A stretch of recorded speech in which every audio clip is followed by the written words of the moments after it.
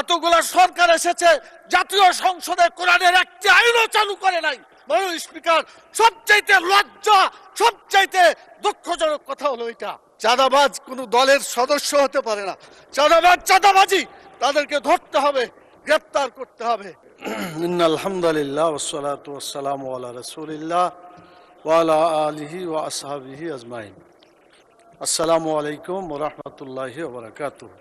মাননীয় স্পিকার, আপনি সহ যারা আমাদের এই কথাগুলো শুনছেন, আমার নির্বাচনী এলাকায় গোদাগাড়ি তানোর সহ বাংলাদেশ, সারা দুনিয়ার মানুষ অনলাইনের মাধ্যমে আমাদের কথা শুনছেন এবং দেখছেন, সবাইকে আমরা সালাম জানাচ্ছি। আসসালামু আলাইকুম ওয়া রাহমাতুল্লাহি ওয়া বারাকাতুহু। মাননীয় স্পিকার, আমাদের প্রথম চিন্তা হচ্ছে দুনিয়াতে আমরা কেউ থাকবো না, মরার পরে আমাদের আসল জায়গা। এখানে যা আলোচনা হচ্ছে সব দুনিয়া কেন্দ্রিকই আলোচনা হচ্ছে। আখেরাতে কি হবে এই চিন্তা কারো মনে নাই।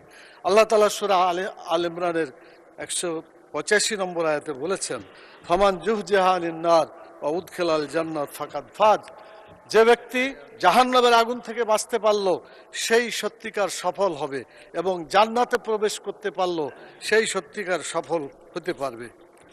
মাননীয় স্পিকার, সংসদ লবিতে ঢোকার সময় আল্লাহর প্রতি পূর্ণ আস্থা এবং ঈমান, এটা দেখার পরে মনে হয় যে আল্লাহর প্রতি যদি ঈমান থাকে তাহলে তো আমাদের আইনের উৎস আল কোরআন, কোরআনের বিধান বাংলাদেশে চালু হওয়া উচিত ছিল। মাননীয় স্পিকার, শতকরা 90 জন মানুষ যারা কোরআনে বিশ্বাস করে, এই কোরআনে যে বিধানগুলো আছে 6666টি আয়াতের মধ্যে নট লেস দ্যান 1000 আয়াত belong to the positive order and not less than 1000 আয়াত belong to the negative order।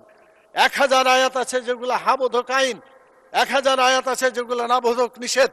কোরআনের এই 1000 পজিটিভ এবং 1000 নেগেটিভ আয়াতগুলা বাংলাদেশে কায়েম করতে হবে, এটা আমাদের দাবি। মাননীয় স্পিকার, এরপরে যে কথা আমি বলতে চাই মাননীয় স্পিকার, সেটা হলো আল্লাহ তাআলা যাদেরকে নির্বাচিত করেছেন, হুকুমের ক্ষমতা দিয়েছেন, সূরা হজের 41 নম্বর আয়াত, মাননীয় প্রধানমন্ত্রী আছেন, তার দৃষ্টি আকর্ষণ করে সকলকেই বলতে চায়, আল্লাযীনা ইম্মাক্কান্নাহুম ফিল আরদি আকামুস সালাত ওয়া আতাউয যাকাত ওয়া আমারু বিল মারুফ ওয়া নাহাউ আনিল মুনকার।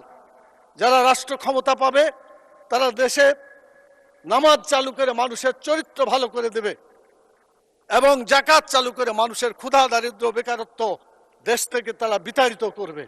ভালো কাজ করে মানুষকে শান্তিতে থাকতে দেবে, খারাপ কাজ বন্ধ করে অশান্তির আগুন থেকে মানুষকে রক্ষা করবে। কিন্তু দুর্ভাগ্য, আওয়ামী লীগ এসেছে 6 বার, বিএনপি 5 বার, জাতীয় পার্টি 2 বার, এতগুলা সরকার এসেছে, জাতীয় সংসদে কোরআনের একটি আইনও চালু করে নাই। মাননীয় স্পিকার, সবচাইতে লজ্জা, সবচাইতে দুঃখজনক কথা হলো এটা। আমরা চাই আমরা এদেশে কোরআনের আইন চালু করে মানুষকে মুক্তি দেব। আমি মাননীয় প্রধানমন্ত্রীকে বলবো, আপনাকেও জিজ্ঞাসা করা হবে, আমাকেও করা হবে, বাংলাদেশে কেন নামাজ চালু করা হলো না, কেন যাকাত চালু করে ক্ষুধা দারিদ্র্য বেকারত্ব দেশ থেকে দূর করা হলো না, কেন ভালো কাজ চালু করে মানুষকে শান্তিতে থাকতে দেওয়া হলো না, কেন খারাপ কাজগুলো বন্ধ করে অশান্তি থেকে মানুষকে রক্ষা করা হলো না। মাননীয় স্পিকার, আমি আপনার মাধ্যমে মাননীয় প্রধানমন্ত্রী সহ আইনমন্ত্রী পাশে বসে আছেন, তারা জবাব দিবেন এবং বলবেন তাদের দায়িত্বটা কি। এরপরে যে কথাটা আমি বলতে চাই, মাননীয় স্পিকার, সময় কম দেওয়ার কারণে কোনটা বলি আর কোনটা বোঝা যাচ্ছে না। মাননীয় স্পিকার, আমাদের দেশে সুদ, ঘুষ, মদ, জুয়া, জেনা, ব্যভিচার, চাঁদাবাজি, টেন্ডারবাজি যারা করে, এরা কোনো দলের লোক না মাননীয় স্পিকার। কিন্তু যখন বলা হয় যে এক দল চাঁদাবাজি করে পালাই গেছে, আর এক দল চাঁদাবাজি করার জন্য প্রস্তুতি নিচ্ছে, এটা বলার পরে কোনো দল যদি রিয়াকশন করে, তখন তো বোঝা যায় এই চাঁদাবাজদেরকে দলের সদস্য হিসাবে গ্রহণ করা হচ্ছে। আজকে সিদ্ধান্ত হোক মাননীয় স্পিকার, চাঁদাবাজ কোনো দলের সদস্য হতে পারে না। চাঁদাবাজ চাঁদাবাজি, তাদেরকে ধরতে হবে, গ্রেপ্তার করতে হবে। আজকে বিরোধী দল এই প্রস্তাব দিতে চায় যে বাংলাদেশকে চাঁদাবাজ মুক্ত করতে হবে, চাঁদাবাজ মুক্ত বাংলাদেশ আমরা দেখতে চাই। মাননীয় স্পিকার, এই পরের যে কথাটি বলতে চাই, শিক্ষকদের দায়িত্ব আমার উপর থাকার কারণে দীর্ঘদিন শিক্ষকেরা রাস্তায় আন্দোলন করেছে এমপিও ভুক্ত হওয়ার জন্য। তারা মশার কামড় খেয়ে কষ্ট করে প্রেস ক্লাবে রাত্রি কাটিয়েছে। আমি বলতে চাই, মানুষ গড়ার কারিগর শিক্ষকদেরকে এভাবে আর কষ্ট দেওয়া উচিত না। মাননীয় শিক্ষামন্ত্রী এখানে আছেন, প্রধানমন্ত্রী আছেন, সকলেই শুনছেন। শিক্ষকদেরকে এরকম কষ্ট না দিয়ে সকলকে এই শিক্ষকদের বেতন ভাতা যেগুলো এমপিও ভুক্ত করার জন্য তারা দাবি করছে, মাননীয় স্পিকার, এটাও হওয়া দরকার, দেরি করা মোটেই উচিত না। আর আমাদের দাবি হচ্ছে সব শিক্ষা প্রতিষ্ঠান জাতীয়করণ করলেই তো সমস্যার সমাধান হয়ে যায়। মাননীয় স্পিকার, বাজেট 1.6 না করে আমরা এটা 5%, 4% পর্যন্ত বাজেট দিতে পারি, তাহলে শিক্ষকদের সমস্যা দূর হয়ে যেতে পারে। মাননীয় স্পিকারের পরের কথা হচ্ছে, এই দেশে ইসলামী আইন চালু করার জন্য সকল ওলামাই কেরাম, আমাদের এমপিরা এখানে অনেকে আছেন যারা মাদ্রাসা পাস এবং বড় বড় ওলামাই কেরাম, তাদেরকে নিয়ে এবং বাইরে যত মাযহাব যুক্ত ওলামাই কেরাম আছে, এমনকি আহলে হাদিস আছে, সকল ওলামাকে নিয়ে একটা ইসলামী বোর্ড গঠন করা, যারা ইসলামী আইন চালু করার জন্য আমাদেরকে পরামর্শ দিবে এবং দেশে সেই আইন কার্যকরী হবে। মাননীয় স্পিকার, আমি এটা আবেদন রাখলাম আপনার মাধ্যমে। এরপরে হচ্ছে শ্রমিকদের ব্যাপারে কথা বলতে চাই।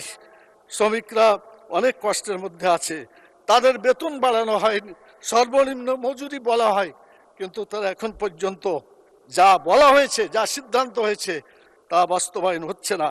আমি দাবি করছি তাদের সর্বনিম্ন মজুরি যেটা সিদ্ধান্ত আছে এটাকে বাস্তবায়ন করা হোক। মাননীয় স্পিকার, আমাদের দেশে